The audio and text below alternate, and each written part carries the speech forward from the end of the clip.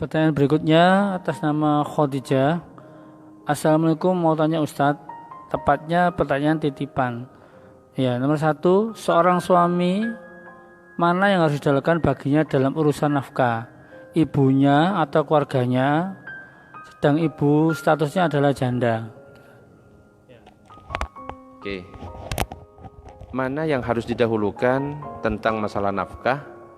Istri, anak, atau ibunya? Sedangkan ibunya tidak mampu misalnya ya, karena dia seorang janda, nggak ada yang membiayai.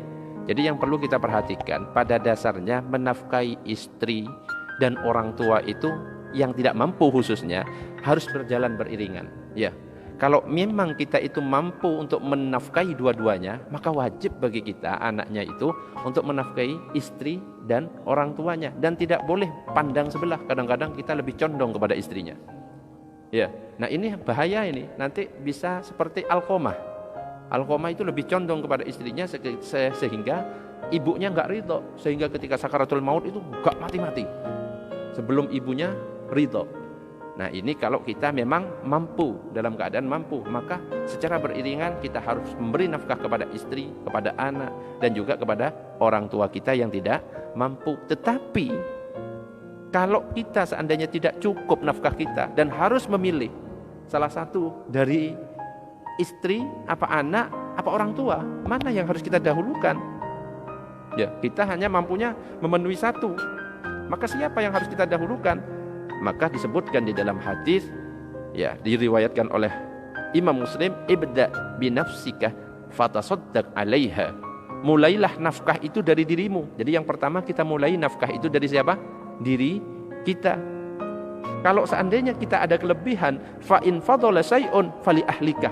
Kalau kita punya kelebihan nafkah, maka berikutnya adalah berikan kepada keluarga. Jelas? Fa in fadhala an ahlika syai'un faladzi qarabatika, maka beri kepada kerabatmu. Fa in fadhala an dzi qarabatik, jika kita masih punya kelebihan setelah memberi kepada kerabat kita, maka beri di antara kita, ada kanan kiri kita. Ayo, ada lagi yang lebih jelas tentang urutan yang harus kita lakukan. Dalam hadis yang diriwayatkan oleh Imam Abu Daud dikatakan tasaddaqu, bersedekahlah kalian. Faqala rajulun, maka seorang laki-laki itu berkata, ya Rasulullah, indi dinarun, wahai Rasulullah, saya punya dinar. Maka Rasulullah berkata, tasaddaq bihi ala nafsika, kalau kamu punya dinar, punya uang, maka bersedekahlah atau penuhi nafkah dirimu dulu. Jelas ya?